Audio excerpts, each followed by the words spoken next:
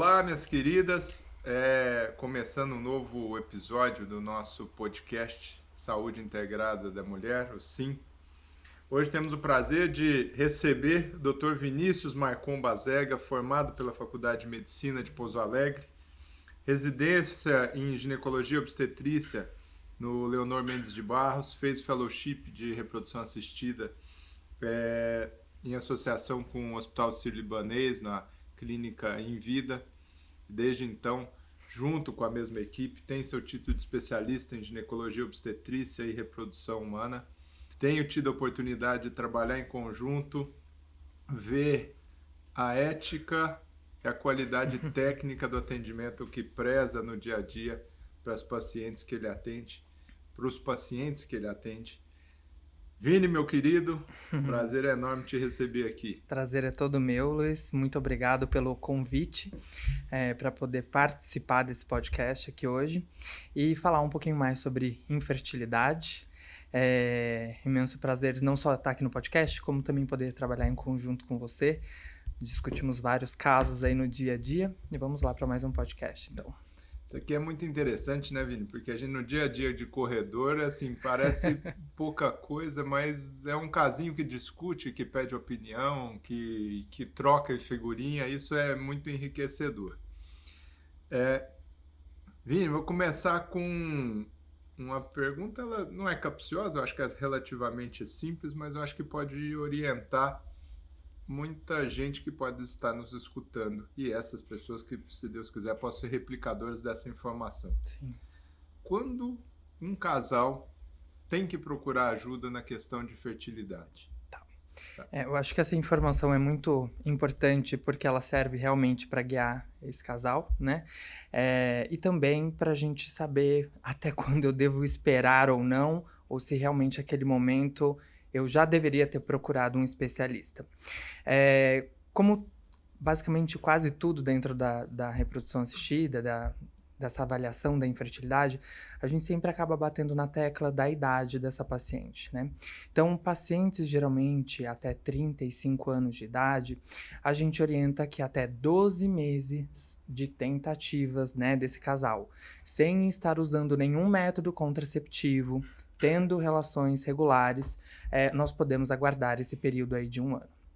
Pacientes acima de 35 anos, um período após 6 meses de tentativas, ou seja, então, sem uso de método contraceptivo, tendo relações regulares, a gente orienta que procure um especialista se nesse período de 6 meses não obtiver uma gestação. Vini, quando a gente fala, você está falando aí de relações regulares, isso quer dizer que seriam aquelas relações tentando calcular o período ovulatório, seriam 12 meses sabendo, tentando ter relações no período ovulatório ou simplesmente mantendo uma frequência de relação, não necessariamente com fim, aquela coisa, aquela pressão reprodutiva em si? É uma ótima pergunta. Como a gente está falando aqui em tentar otimizar a fertilidade natural, diríamos assim, seria então tendo relação, né, sabendo que aquele é o período fértil. Então, o ideal é que esse casal tenha pelo menos, né, relação em dias alternados, sabendo identificar o período fértil. Perfeito.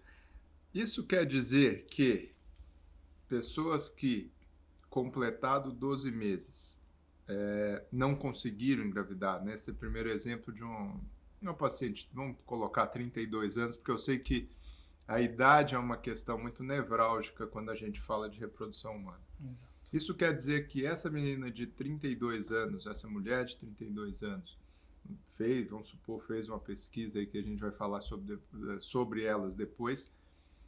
Quer dizer que depois de 12 meses, se ela não fizer alguma coisa, ela não vai engravidar?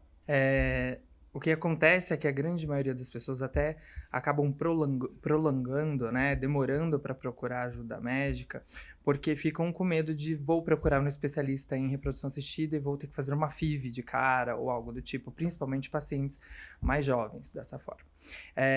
E às vezes às vezes só fazendo a avaliação, fazendo os exames básicos e a gente conseguindo guiar, muitas vezes a gente consegue perceber que às vezes essa paciente não está sabendo exatamente identificar o período fértil, e por isso não conseguiu aquela desejada gestação. E às vezes acompanhando, né, com ultrassom, às vezes com dosagens hormonais, tendo esse suporte do especialista, a gente vai conseguir aí que essa paciente atinja o objetivo dela. Eu fico imaginando assim, né? O ideal é sabermos aquela que talvez que com 4 meses não conseguiria engravidar e anteciparia, então ajuda ela, ou aquelas que mesmo esperando um pouquinho mais, se a ela for dado, se ela tiver paciência ou a ela for dada essa paciência e segurança, pode esperar um pouquinho mais que você teria tudo para isso. Mas infelizmente não somos deuses para poder dizer quem vai e quem não Exato. vai.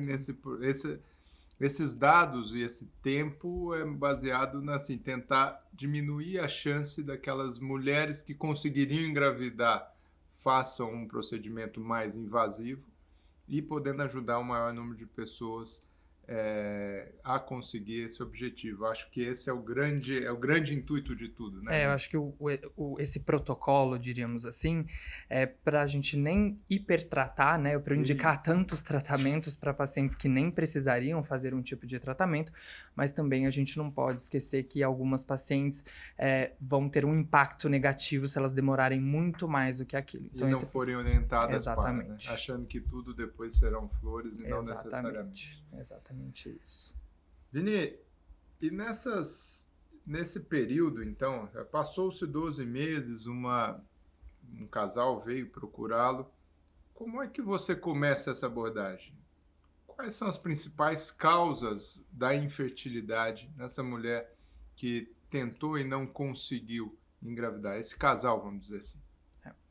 Eu acho que o que a gente sempre tenta tirar, assim, numa primeira avaliação, né, do casal, é que sempre a gente quer, quando tentando solucionar alguma coisa, achar, diríamos assim, de quem é a culpa, né, de não estar acontecendo isso.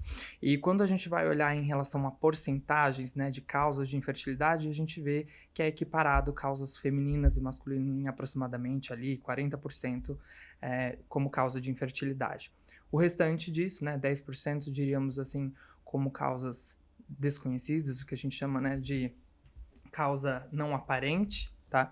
Ou 10% que pode ser até por acometimento, aí diríamos do casal, responsável por ambos.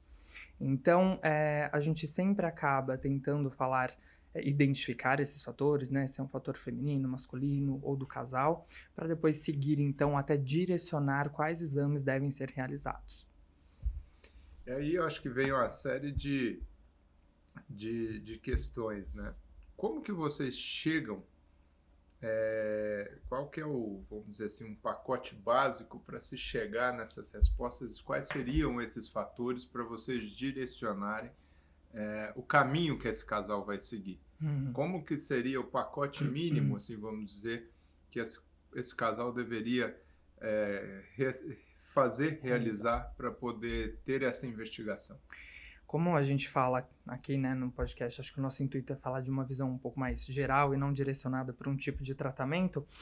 Como investigação básica, a gente sempre acaba, então, tentando avaliar, eu digo assim, os principais órgãos responsáveis ali pela fertilidade. Então, obviamente, quando avaliando o fator masculino, né, essa pessoa terá que fazer um espermograma para a gente poder ter pelo menos uma avaliação daquele parâmetro seminal. E quando a gente está avaliando a parte de causas de infertilidade feminina, pelo menos então fazer uma avaliação dessas trompas, né, se essas tubas uterinas estão funcionando adequadamente, avaliar então através de um ultrassom o útero, endométrio, né, e às vezes também a reserva ovariana, isso também é bem importante quando a gente está falando dentro da reprodução assistida.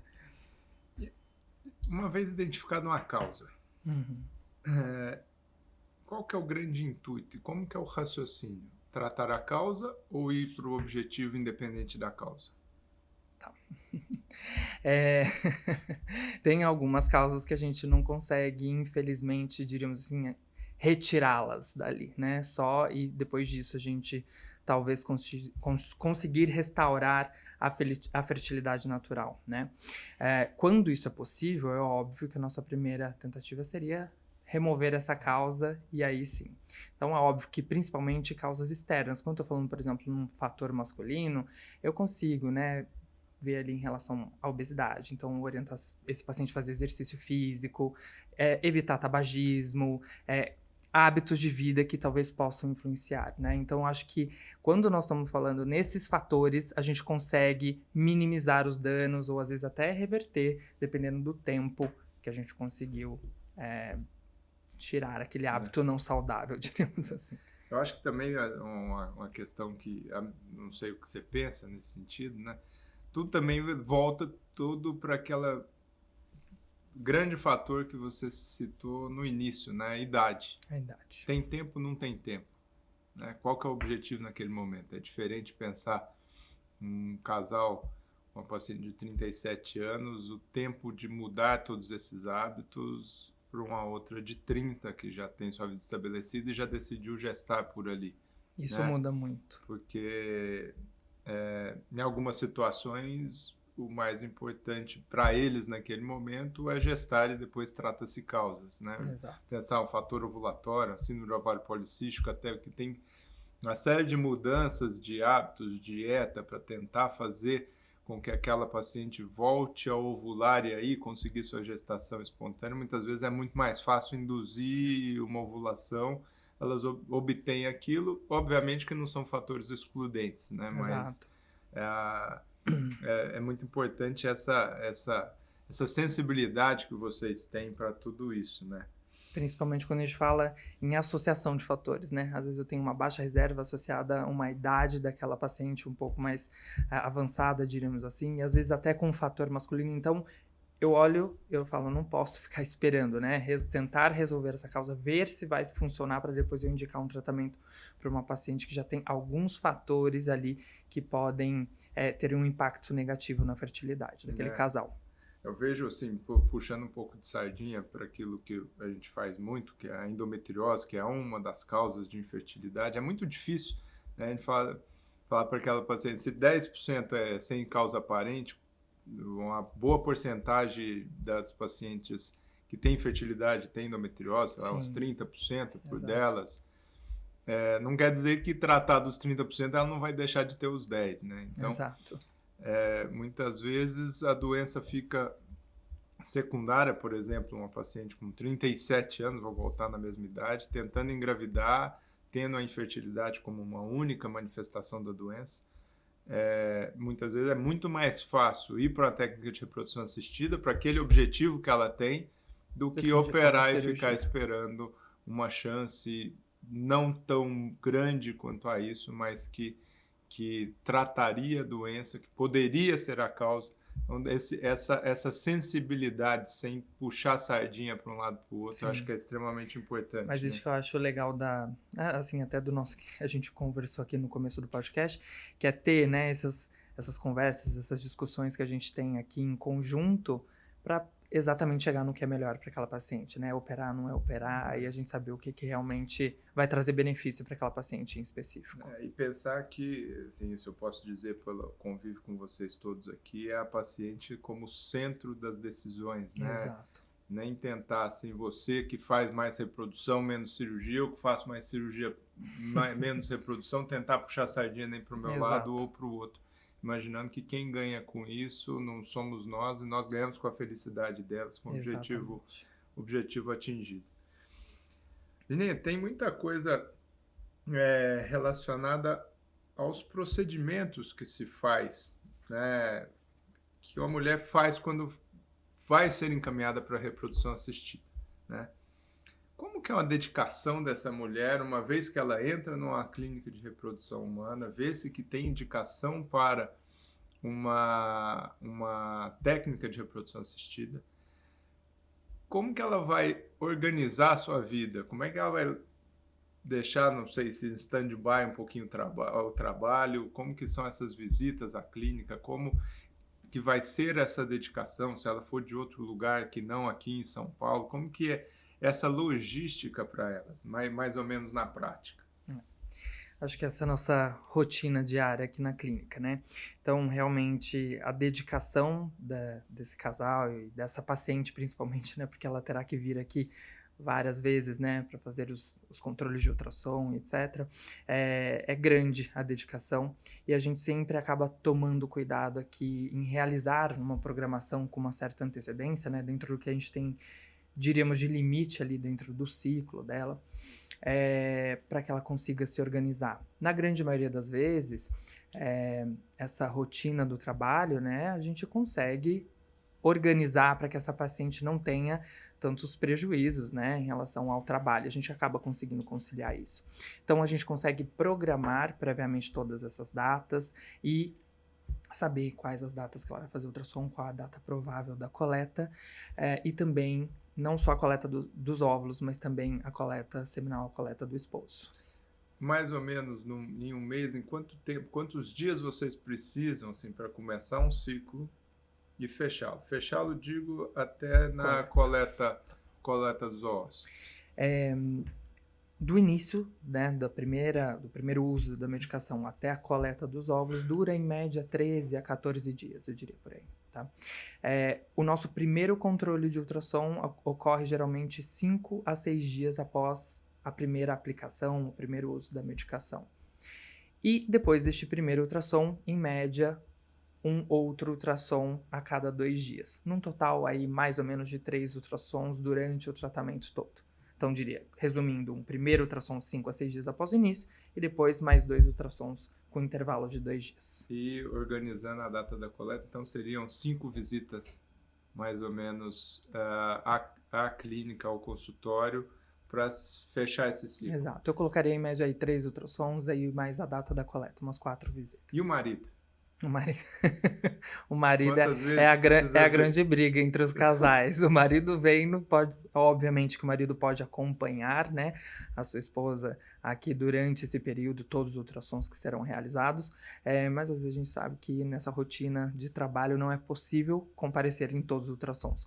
Mas obrigatório é que o marido esteja presente para a coleta no dia da coleta dos óvulos. Para a coleta seminal. Para a coleta seminal. E qual que é a diferença dos procedimentos chamados de baixa complexidade com aqueles chamados de alta complexidade? Tá. Então, quando a gente fala em tratamentos de baixa complexidade, a gente engloba tanto aquele coito programado ou relação sexual programada, né? E também a inseminação intrauterina. O que eu gosto de explicar é que nesses 2 tratamentos que estão ali na baixa complexidade, essa paciente tem que ter feito lá todos aqueles exames, então o marido tem que ter feito um espermograma, não pode ter alteração grave, muito grave do espermograma, tem que ter feito aquele exame que a maioria das pacientes, né, geralmente tem um pouco de medo de fazer, que é a esterossalpingografia, para saber se aquelas trompas ou aquelas tubas uterinas estão funcionando adequadamente. Então, tem um pré-requisito, diríamos assim, para a gente seguir para essa baixa complexidade. A complexidade se refere ao problema da mulher ou à técnica a ser utilizada pela reprodução? Digo, o que é mais fácil? Tá? Uma paciente que, porventura, fez uma laqueadura, tem um pouco mais de idade, não quer revertê-la, mas tem outros fatores, então teria só o fator tubário. Sim. Ou uma paciente que tem uma síndrome de ovário policístico, que tem um fator ovulatório, pensando no objetivo final, que é a gravidez. Qual que é o mais complexo? A gente acaba se referindo, né, em baixa ou alta complexidade, obviamente, a termos de laboratório, o que a gente tem que fazer de preparo ou métodos que são utilizados dentro do laboratório de reprodução assistida. Então, eu sempre costumo falar que na baixa complexidade a gente não consegue avaliar, então, aquele desenvolvimento embrionário, não consigo saber. Então, tudo isso ocorre dentro do organismo daquela paciente sem que a gente esteja monitorando, diríamos assim. E a alta complexidade, eu consigo, então, fazer a fertilização, né, desses embriões e avaliar o desenvolvimento embrionário, tudo a nível de laboratório, obviamente usando materiais totalmente diferentes. Então, a sua resposta é realmente que a complexidade é em relação ao laboratório de reprodução assistida. Para quem então estaria indicado a baixa complexidade inicialmente? Para quem que oferece-se então um coito programado ou uma inseminação, que foram os exemplos que você disse, do processo de baixa complexidade? Sim. Acho que até quando a gente fala das causas ali de infertilidade dentro das causas femininas, acho que ali a gente sempre se depara com o principal ali, com a maior porcentagem, que seria talvez as causas ovulatórias. Então, assim, pacientes que têm síndrome de ovário policísticos, né, ciclos totalmente irregulares, é uma das principais indicações aí para baixa complexidade. A própria endometriose, né, também nós não descartamos a baixa complexidade. Óbvio que isso tem que ser muito bem avaliado, né, se a gente não tem um fator tubário associado, se não tem um fator, assim, diríamos assim, que impossibilitaria uma gestação por baixa complexidade, mas também é uma das indicações de baixa complexidade. E também é permitido para aqueles casais que o marido tenha um fator masculino leve, né? Não vou indicar para fatores masculinos grave. Isso daí vai diminuir abruptamente as chances de gestações na baixa complexidade. Quais são as taxas de sucesso, mais ou menos, assim, de uma forma generalista, de um coito programado, de uma inseminação intrauterina? Você tem isso, Vini? Tem. Eu sempre gosto de comparar, né, a relação sexual programada em inseminação. A taxa de gravidez por ciclo, ou seja, por tentativa, é o mesmo nos dois tratamentos, que são baixa complexidade, e pode chegar até 20%. Eu sempre coloco entre 12% a 20% no máximo de chance de gravidez por ciclo realizado. Tá? E qual que é a diferença, então, da inseminação intrauterina para o coito programado? Entendo que a inseminação a pessoa vai ter que vir no consultório, fazer por mais que seja uma baixa complexidade em termos laboratoriais, vai exigir bem mais da logística, e eu acho que quando envolve a logística, envolve também uma parte emocional muito importante desse casal. Vale pular do coito programado já para uma alta complexidade? Vale passar pela inseminação intrauterina em algumas situações, apesar da mesma taxa de sucesso por ciclo dos dois? O que a gente coloca, né, o que eu gosto de explicar muito, principalmente quando eu estou falando, algo que os casais acabam perguntando muito. Será que eu já tentei 2 vezes relação sexual programada? Eu não devo converter isso para uma inseminação intrauterina? Então, a inseminação intrauterina também uma das indicações é a endometriose, mas eu acho que se eu tiver que falar o principal fator quando eu estou falando de um fator masculino, em que eu sei que eu consigo, fazendo um preparo seminal dentro do laboratório, otimizar, né, ou selecionar os melhores espermatozoides, os mais móveis, e lembrando que além de fazer esse preparo seminal, o sêmen também é depositado lá dentro da cavidade uterina, facilitando o encontro aí do espermatozoide com o óvulo. Então, seria aquele que tem um fator masculino leve, que melhora a capacitação desses espermatozoides, prepara-os melhor para atingir a mesma taxa de um coito programado de um esperma supimpa. Exato. Agora, o coito programado Qual que é a diferença do coito programado para aquela paciente que a gente conversou lá no começo, que não estava sabendo identificar o seu período ovulatório, estava tendo relações 2 vezes por semana, mas assim de forma esparsa e não necessariamente focada nesse sentido. Aquela que está tentando sincronizar a sua ovulação de uma forma por outros métodos indiretos e tendo relação ali, pode ser chamado de coito programado? O coito programado é assim, toda vez que a gente está realmente acompanhando, diríamos, esse ciclo, né? Que eu tô tendo uma supervisão, diríamos assim, daquele ciclo, e eu tô tendo uma orientação de que realmente aquele é o melhor período. E não só isso, né? Muitas das vezes, durante esses tratamentos, nós utilizamos uma medicação para determinar o momento da ovulação. Então, Programa esse é mesmo. realmente programado. E esse controle, quando você fala, é um controle ultrassonográfico. Ultrassonográfico, né? exatamente. O acompanhamento ali do folículo, do endométrio e tudo mais. Muitas vezes a paciente chega no consultório e pergunta: como é que eu sei que eu estou ovulando? Eu falei assim, isso é muito fácil a resposta retroativa. Engravidou, eu sei que você ovulou.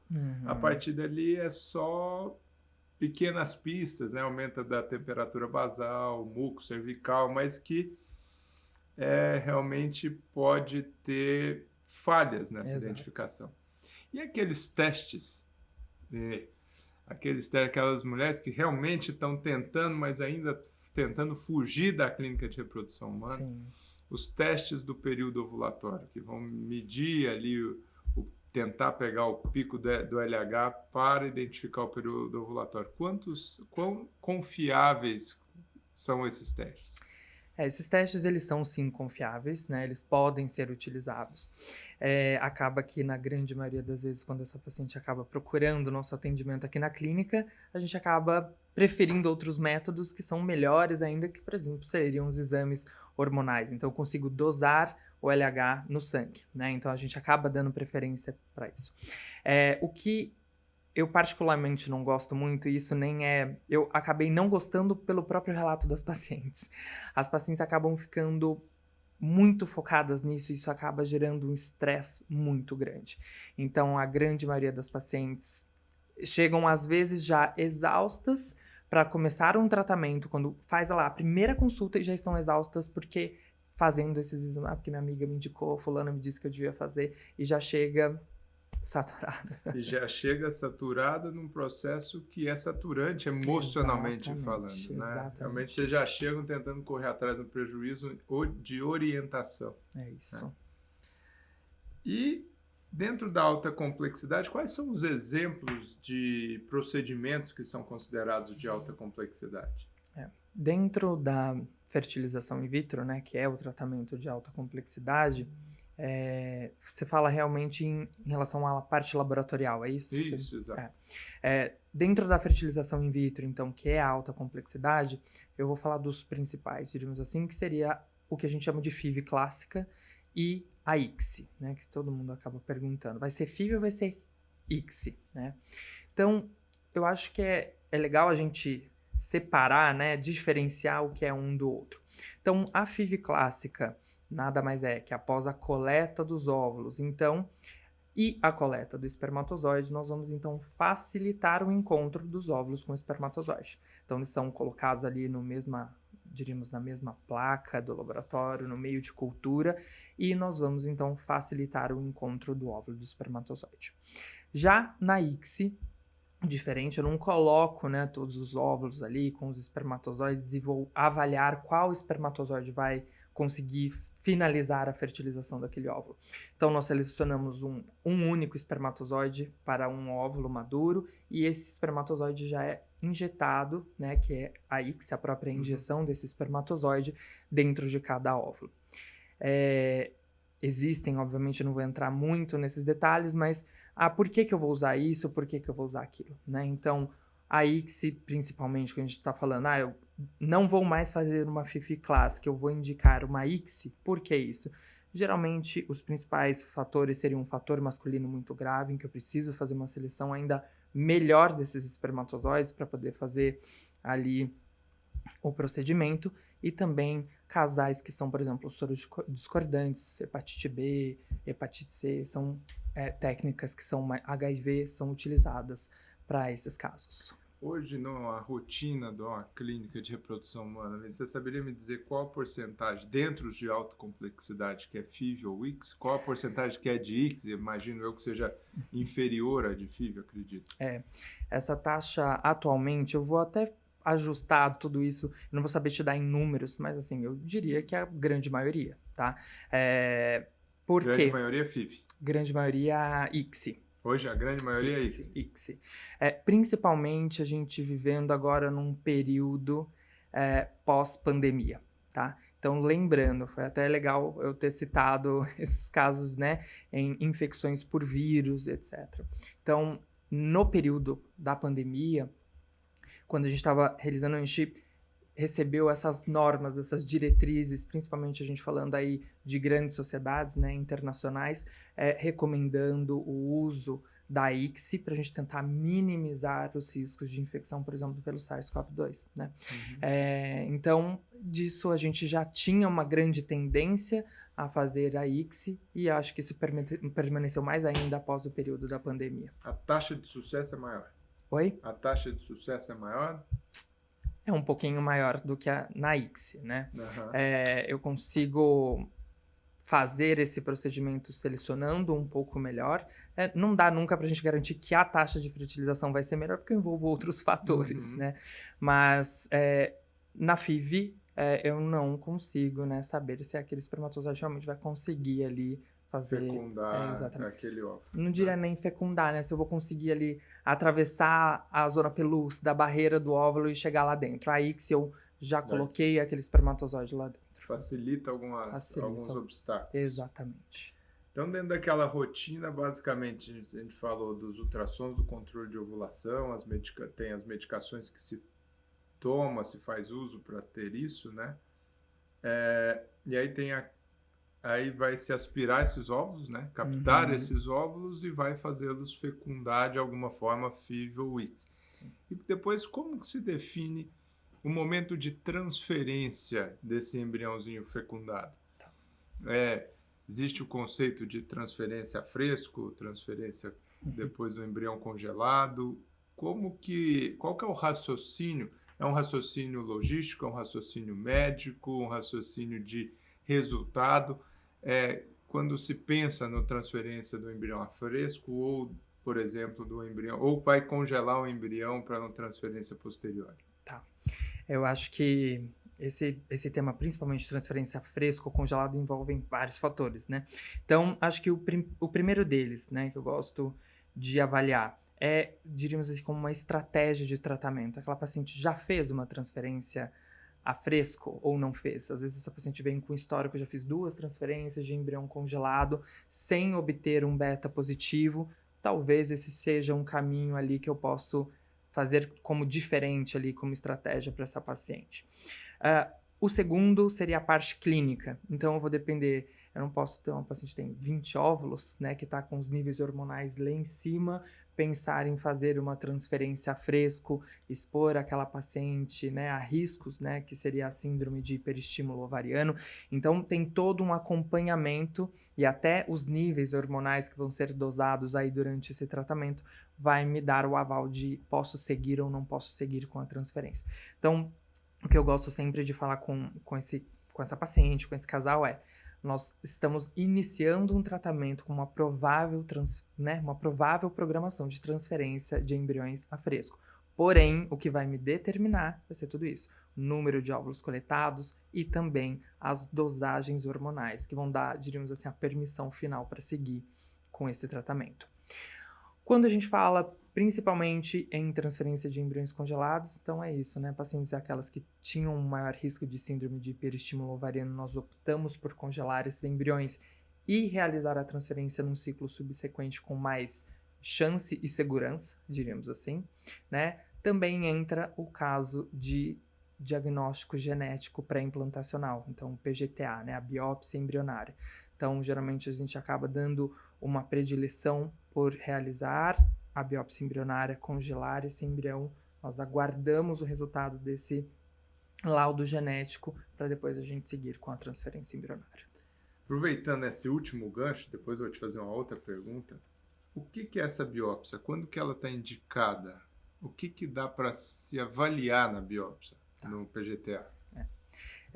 Essa sigla, né, PGTA, então esse A do final, diríamos assim, é destinado se refere a aneuploidias. Então, eu gosto de explicar que a gente está avaliando as alterações numéricas desses cromossomos, né? Eu não estou avaliando uma doença específica, né? Por exemplo, eu tenho anemia falciforme. Não estou pesquisando uma doença específica, mas aquelas alterações dos números de cromossomos que podem, né, gerar uma síndrome genética como trissomias 21, 13, né?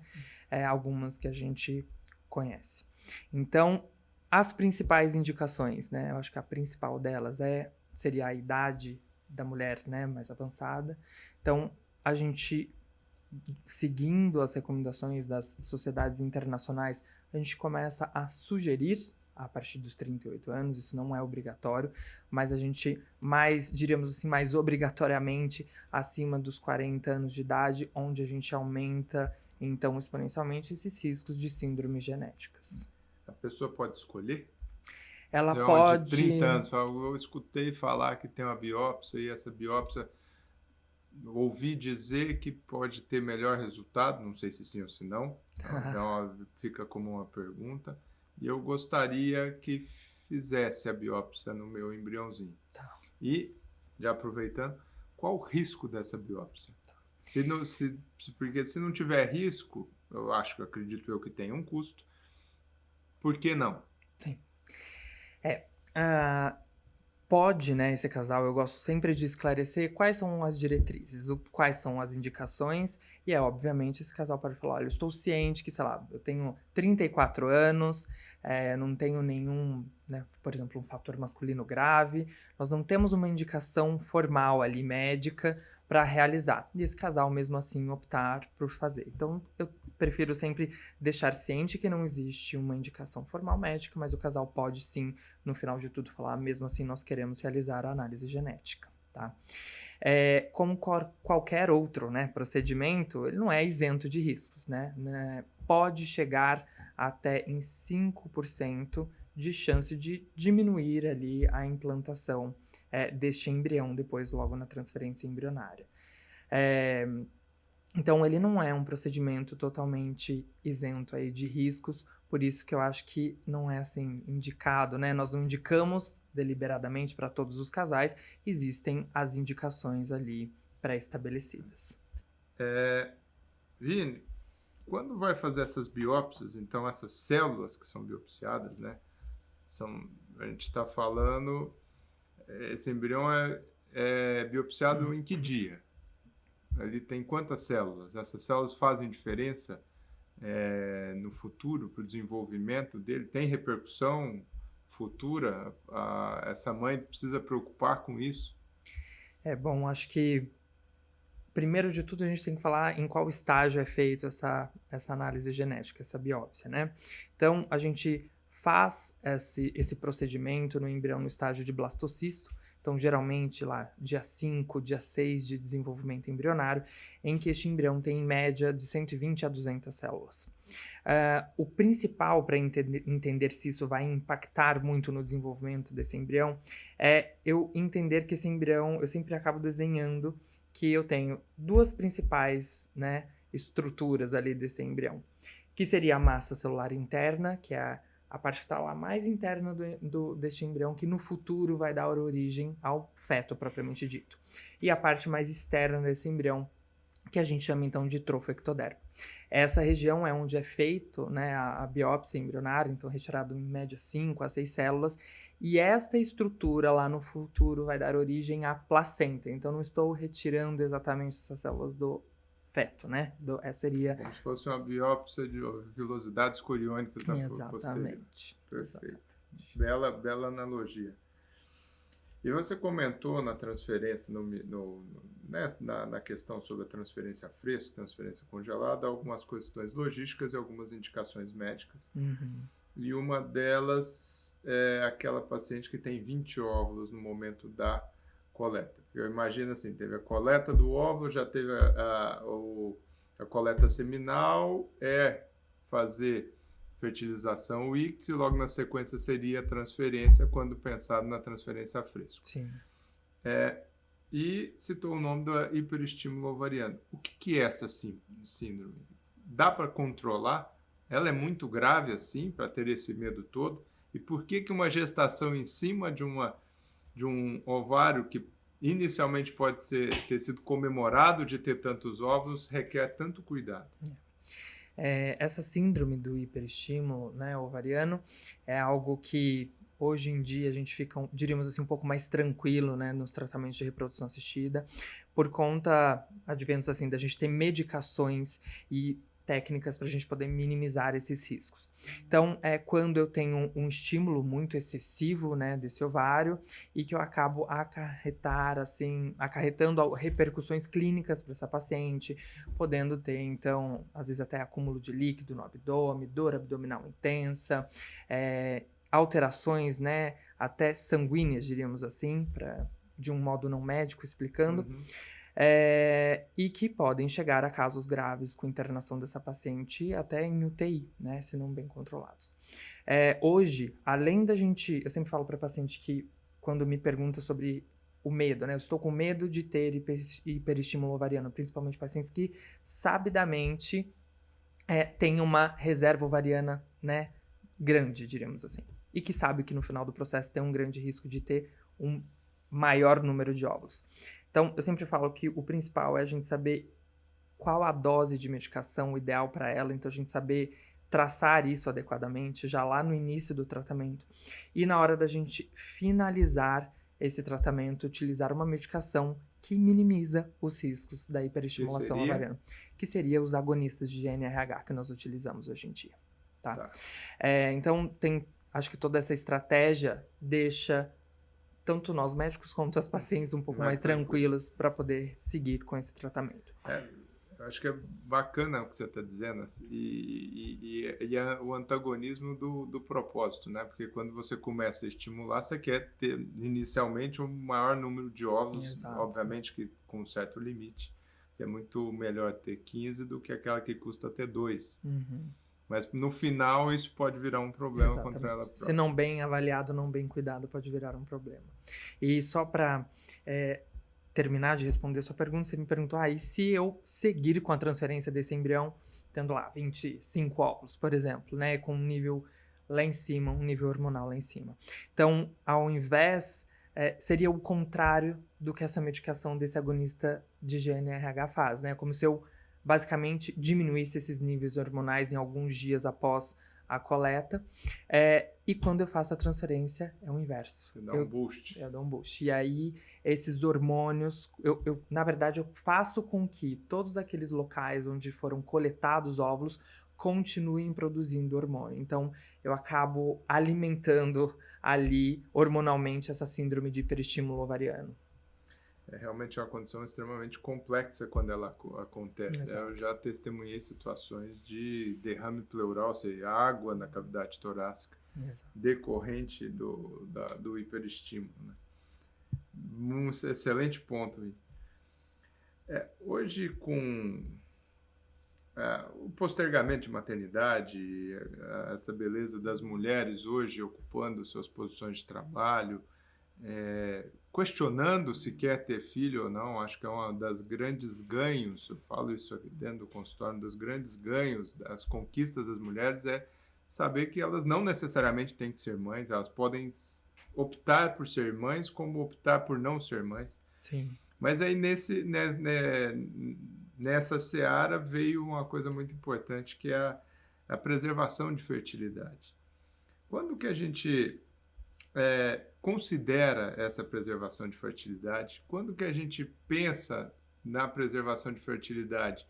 Óvulos ou preservação de fertilidade X, embrião para manter a fertilidade ou pensando na questão já de alguém com infertilidade? Quando que entra esse tópico? Quando deveria ser abordado esse tópico com as mulheres? Eu acho que principalmente, a gente volta sempre a falar isso, idade, né? Então, aquelas mulheres que ou não encontraram um parceiro ou parceira naquele momento, até os 35 anos seria o momento que eu tô falando, né? Que a gente acaba preconizando de congelamento de óvulos. Ou pacientes que, às vezes, até estão em um relacionamento, estão casadas, mas não querem, às vezes, sei lá, deixar o seu status dentro do emprego ali, tá lá numa multinacional como diretora, não quer sair daquele posto, diríamos assim, para agora se dedicar à maternidade, né? E acaba querendo preservar óvulos ou embrião para gestar no futuro. É claro que, além da idade, existem outros fatores, né, que indicam a preservação. Esse fator que eu comentei agora, que a gente chama de fator social, indicação social de preservação da fertilidade.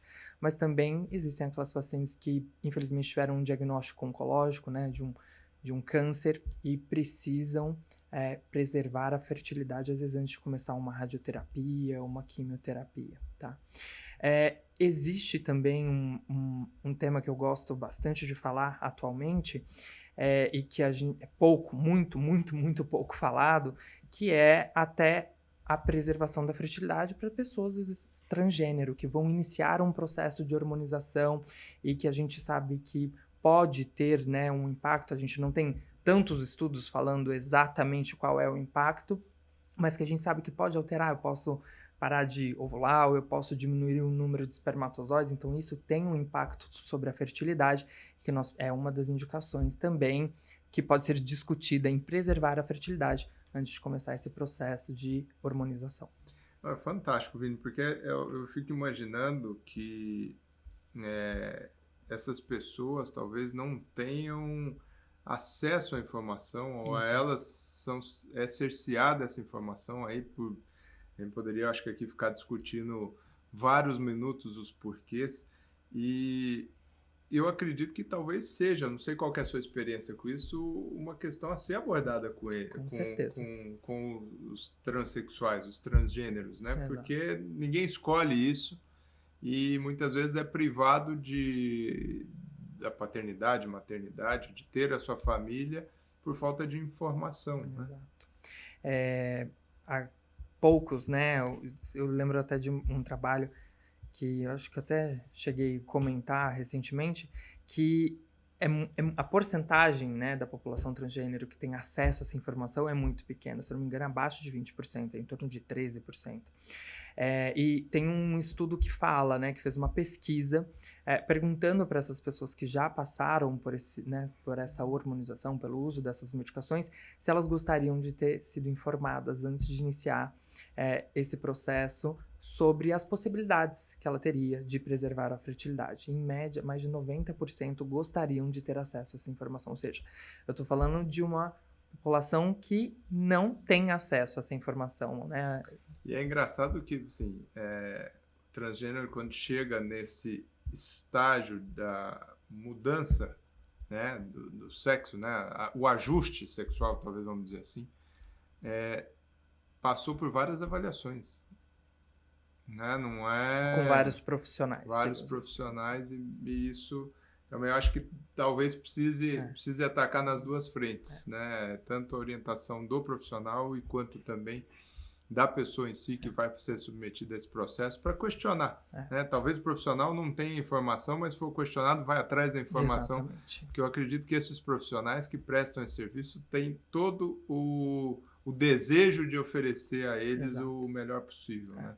Esse processo, assim, né, só falando um pouco melhor, como é melhor dito, isso que a gente chama de afirmação de gênero, né?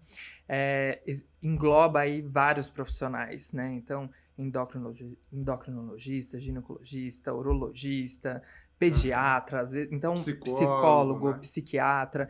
Então, assim, e muitas das vezes, sabendo de tudo isso, às vezes essa pessoa pode optar por não preservar. Não quero passar por esse processo todo. Óbvio. Mas acho que o importante é exatamente isso, opção, saber, né? Que você tem essa possibilidade. Fantástico, fantástico.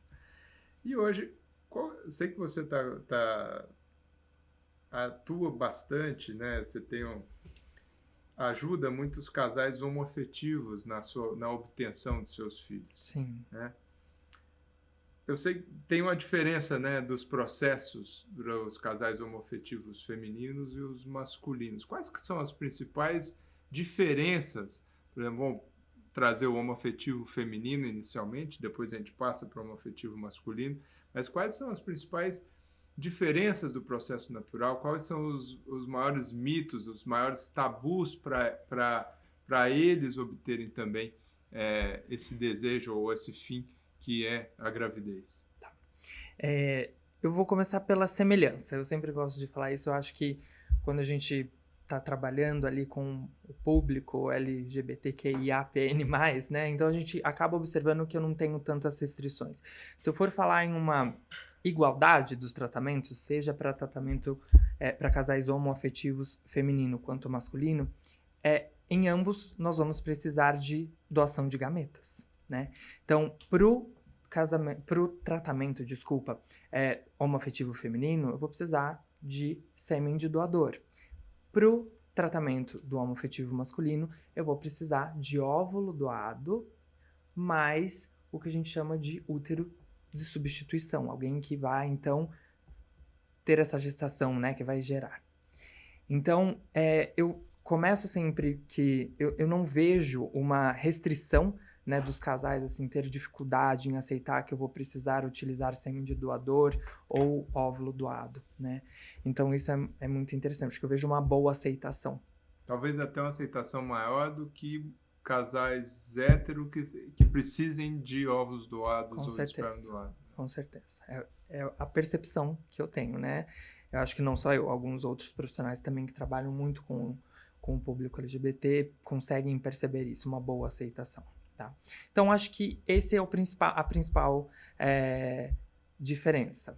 Continuando, né? Então, no tratamento de casais homoafetivos femininos, então eu posso, diríamos assim, ter vertentes, né, dentro desse tratamento, em que eu posso que uma única parceira faça lá a estimulação do ovário, colete os óvulos, fertilize e transfira o embrião no próprio útero, né? Ou o que a gente chama de gestação compartilhada. O que seria isso, né? Uma das parceiras, então, realizar o tratamento para a coleta dos óvulos e a fertilização e, após formados esses embriões, transferir para o útero da parceira. Então, isso nós chamamos de gestação compartilhada. Tá? Para os casais homoafetivos masculinos, então, a gente já comentou um pouco, mas então a gente vai ter, então, pode ser feito também ou utilizando o sêmen de um dos parceiros, ou ambos podem querer participar desse processo, tá? E a gente vai, então, necessitar de uma doadora anônima, né? E uma paciente que irá, então, cessar o útero temporariamente para ocorrer essa gestação. E hoje, qual que é a legislação vigente acerca do útero de substituição aqui no Brasil, que é fundamental para os homoafetivos masculinos? Fundamental. E para outras situações, mas eu acho que o exemplo dela talvez ilustre para outras situações.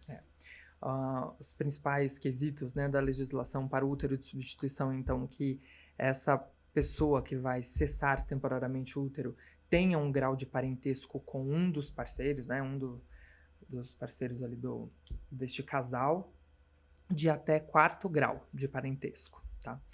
Você vai falar, Vinícius, mas e aí? Tem pessoas que não têm alguém que possa cessar o útero temporariamente. Nesses casos, por exemplo, eu tenho uma amiga, não tenho nenhuma parente que poderia, né, fazer a cessão temporária do útero.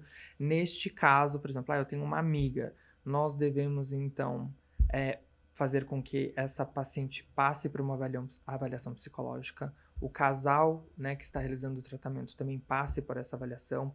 E toda a documentação necessária vai ser, então, submetida à avaliação do CRM, do Conselho Regional de Medicina. Somente após a liberação do CRM é que nós poderemos, então, dar seguimento a esse tratamento. Você começou falando de alguma coisa assim, várias semelhanças, não só dos os homoafetivos femininos com masculinos, e semelhanças com casais heterossexuais, vamos dizer assim, heteroafetivos. Vamos dizer, talvez o homoafetivo feminino seria semelhante a um casal hétero com fator ovulatório grave. E o homoafetivo masculino com um outro fator gonadal grave. Mas, então, existe uma grande diferença de dificuldade, principalmente para os homoafetivos masculinos, de obter isso. Porque eu acredito que a busca para esse útero de substituição nem sempre é tão simples. Nem sempre é tão simples, infelizmente. Porque, mesmo que tenha parentes, não necessariamente esse parente vai querer emprestar, gestar Sim, esse embrião. sim. E não é... Ou até mesmo, às vezes, o casal não gostaria, por exemplo, de envolver a irmã, por exemplo, tá? né? Então, eu acho que essa é a principal dificuldade, diríamos assim, do tratamento para casais homoafetivos masculinos. Mas eu vejo você tão envolvido nisso, eu acho muito bacana, assim, o que você já proveu de sonhos, né, Sim. para pessoas que a gente encontra aqui na clínica, Fico né? muito feliz em poder participar, igual a gente tá falando aqui de diferenças, dificuldades, né? Todos têm, né? Casais heteroafetivos, pessoas transgêneros, casais homofeminino, masculino, cada um no seu tratamento vai ter, né, uma dificuldade, digamos assim, no tratamento. Mas eu fico muito feliz e honrado em poder ajudar esses casais, assim, a constituírem as suas famílias, digamos assim. Eu gostei muito realmente da inicial, da resposta inicial à pergunta, começando por semelhanças, que tem muito mais semelhanças do que diferenças. Sim. E as diferenças existem em todos os casais, cada caso é o famoso cada caso é um caso, e você vai ter a vai individualização individualizar desse tratamento. tratamento. Exato. Vini, como que funciona a questão da ovo-doação e ter uma gestação de óvulos doados?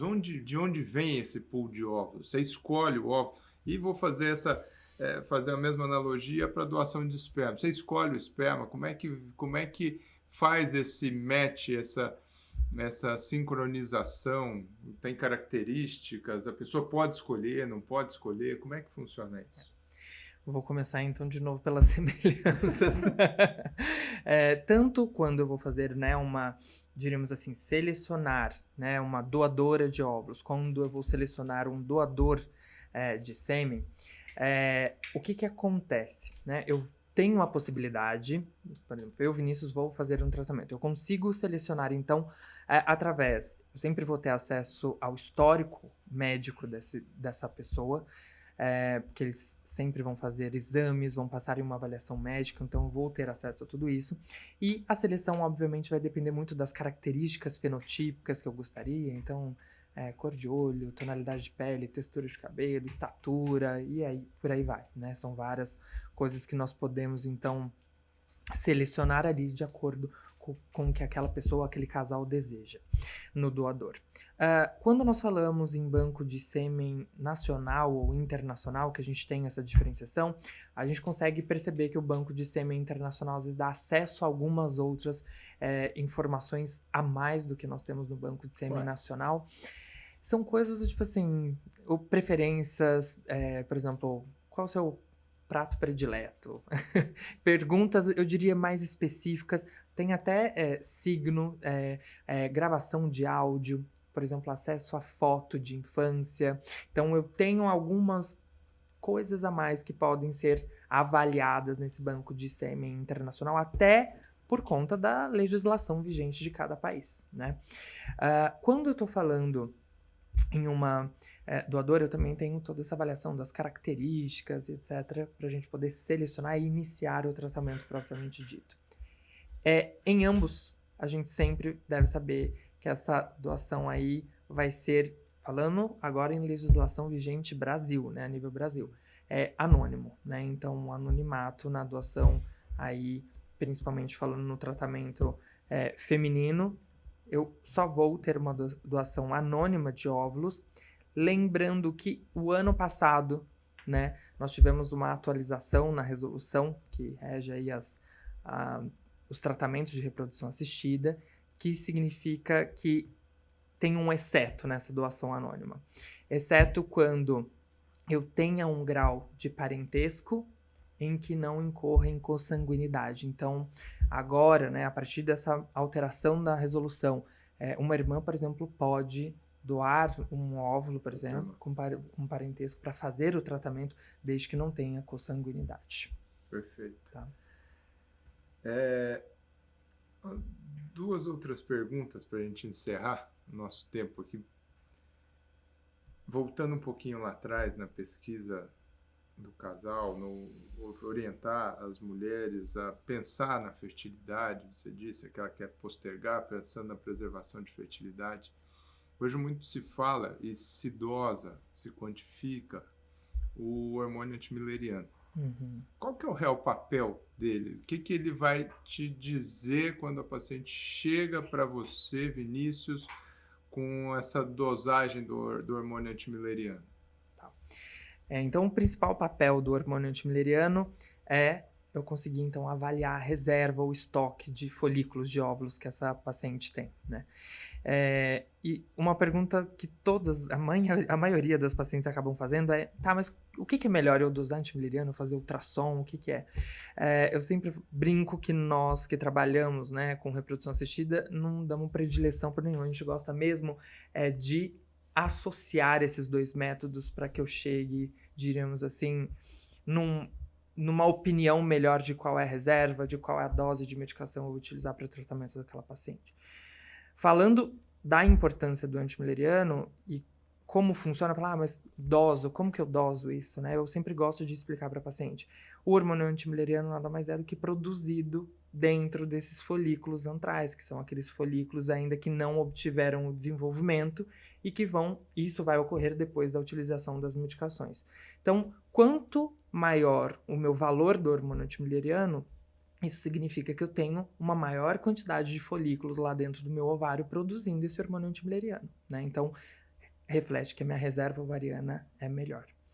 O que nós devemos lembrar é que ter uma maior reserva ovariana não vai querer dizer que eu tenho maior facilidade para engravidar do que a outra paciente que tem um hormônio antimileriano com um valor menor do que o meu. Ou seja, não impossibilita. O hormônio antimileriano baixo sem infertilidade não quer dizer que vai ter infertilidade. Exatamente. Perfeito. Para encerrar, se uma mulher, a gente falou de uma mulher que está lá seus 30 e poucos anos, não quer a maternidade naquele momento, ou porque não tem um parceiro, ou porque está num ambiente profissional que ela não quer abrir mão daquele momento, falamos do congelamento de óvulos. Mas se chegar uma mulher, chegou-se o momento, está sem um parceiro e ela quer gestar, como isso funciona? Ela consegue gestar? A ela é dado esse direito? Como é que funciona tudo isso? Houve um aumento muito grande, né, pela procura do que nós chamamos de produção independente, né? Não da parte médica, mas como se chama mãe solo, né? Como se diz. Então, esse tratamento é possível, então, com essa paciente realizando a estimulação ovariana, a coleta dos óvulos e realizando a fertilização in vitro, então, com a utilização com banco de sêmen de doador, né? Existe algum impedimento, alguma nuance ou basta querer? Basta essa paciente estar, obviamente, né, decidida que ela quer fazer esse tratamento como produção independente e também a gente avaliar a individualização de cada caso, né? Então, a idade dessa paciente, eu vou ter indicação de fazer análise pela idade ou não. Aí entra para a questão de idade, não a situação não da tem assim, você não pode fazer por isso, né? Perfeito. Meu querido Vinícius, muito obrigado. É muito bacana conversar sobre isso. Teria uma série de outras perguntas, mas acho que depois fica para um outro tópico. É impressionante a beleza daquilo que vocês fazem, de oferecer realmente a possibilidade de casais que de outra forma não conseguiriam ter suas famílias com filhos, porque existem as famílias sem, obviamente, por opção. Muito obrigado pelo seu tempo, obrigado por você ter destinado esse momento aqui conosco. E para quem estiver escutando aqui a gente, se quiser procurar o Dr. Vinícius Basega, como é que acha ele? Me achou nas redes sociais, né, no Instagram, então @Dr. Vinícius Basega, ou até mesmo aqui, site da Originari, estou lá, tem o número da clínica, tudo lá, podem acessar por lá. Muito obrigado. Muito obrigado pelo convite, foi ótimo a nossa conversa e espero que aí em breve a gente possa gravar outros tópicos, outros temas. Obrigado.